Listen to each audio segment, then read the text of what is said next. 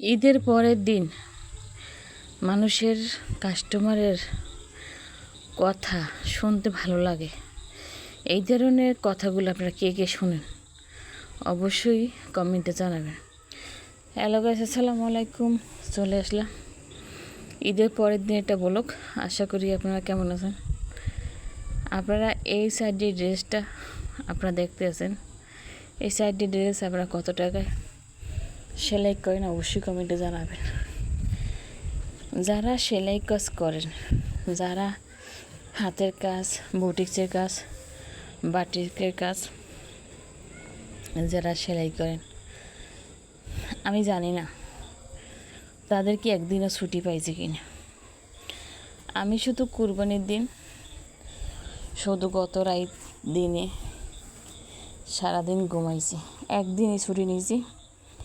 অনেকে কমেন্ট করছে, আপু আপনি বাড়িতে যান না, আপু আপনার বাড়ি কোথায়? আমার বাড়ি জালকাঠি বাড়ি। সত্যি কথা বলতে এই নোয়াখালী থেকে জালকাঠিতে যাইতে ঈদের সময় অনেক সমস্যার শেষ নেই। আর মেন কথা হয়েছে বাবা মারা গেলে সেখানে আর বাবা বাড়ি থাকে না, সেখানে হয়ে যায় বাইর বাড়ি।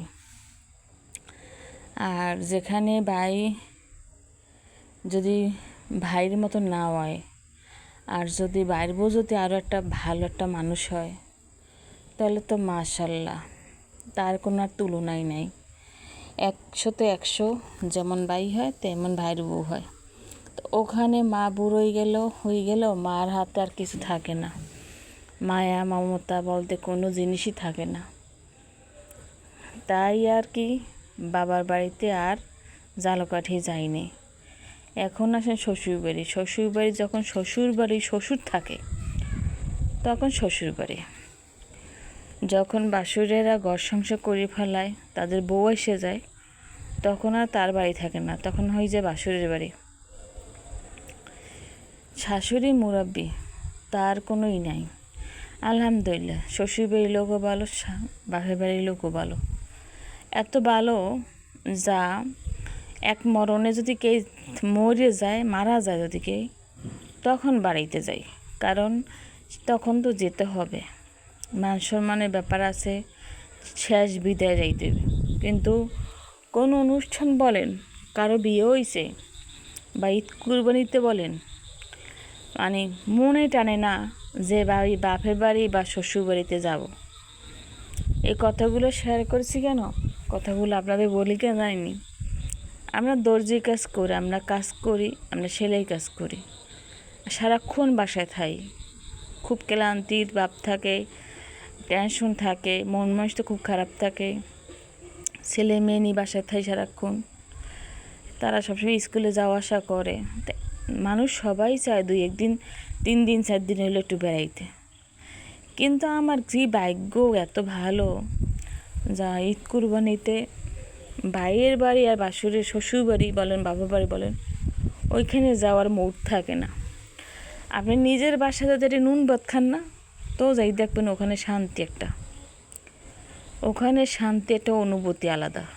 এই নুন ভাতই শান্তি। আপনি কোটি টাকা মালিক হন না কেন, যেখানে আমার শান্তি নেই, ওই কোটি টাকার কোনো মূল্য নেই। আপনারা আমার শপিং ব্যাগের দিকে নজর দিন নাকি। আমি এত বড় টেইলারই হই নাই বা বিজনেস হই নাই যে আমার নামে শপিং ব্যাগ তৈরি করুন। আমি শপিং ব্যাগ শেষ হয়ে গেলে যখন যেটা শপিং ব্যাগ থাকে তখন ওইটা দিয়ে কাস্টমারকে বিদায় করি। তো জামাগুলো কেমন হয়েছে অবশ্যই কমেন্টে জানাবেন, আর কত করে সেলাই করেন সেটাও জানাবেন। আপনাদের কাছে আমার দুঃখের কথাগুলো বলে কোনো লাভ নাই। মানুষে দুঃখের কথা কইলে হতাশা বা এগুলো এলে টিটকেরে মারে, তাই টিটকেরে কেই মারবেন না। আমার মতন আপনারা কে কে আছেন আমার দলে অবশ্যই কমেন্টে জানাবেন। মানুষ সুখ দুঃখ নিয়েই বাঁচবে, ঠিক আছে, সুখ দুঃখ নিয়ে বাঁচবে। আমি যে ভিডিওটা দেখছিলাম বিকেলবেলা, দুঃখের বিষয় হচ্ছে আমাদের আবহাওয়াটা খারাপ, বিকেলবেলা যেতে পারিনি। আল্লাহ হাফেজ।